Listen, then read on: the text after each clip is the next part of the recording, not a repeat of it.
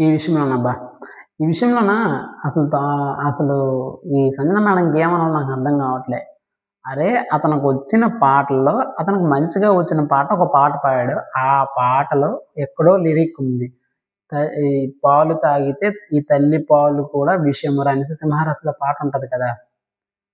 ఆ పాట పాడితే ఎమోషనల్ ఆ సాంగ్‌కి ఎవరైనా కనెక్ట్ అవుతారు సంజన గారు. మీరెందుకు అలా ఫీల్ అయ్యారు? అంటే మీరు అమ్మగా ఉండి తనకి వెనకల ఏదైనా వెన్నుపోటు పొడుస్తున్నానని మీరు ఫీల్ అవుతూ అంటే మీరేదో నిజంగా చేస్తే కదా అలా ఫీల్ అవుతారు. లేకపోతే అలా ఫీల్ అవ్వరు కదా! 'సింహరాశిలో' ఆ పాట అంటే ప్రతి ఒక్క 90 కిడ్స్ కూడా ఒక కళ్ళంట నీళ్లొచ్చేస్తాయన్నమాట. ఒక మధ్య తరగతిలో ఉండే కుటుంబంలో కుర్రోడు కొంచెం స్టేజ్‌కొచ్చాక ఆ పాట వింటే వాడు పడే కష్టాలనేసి అంతరంగా ఆ పాటలో అంత బాధ ఉంటది. సో, జస్ట్ ఆ పాట అతను పాడినందుకు నువ్వు అంత ఫీల్ అయిపోయిన పని లేదు. తనకిష్టమైన పాట తనకొచ్చిన పాట తను పాడాడు. దాంట్లో తప్పేముంది? ఇందులో సంజన గారు నీకు నేను అరే! అది కాదురా నీకు నేను తల్లిగా ఇక్కడున్నాను కదా!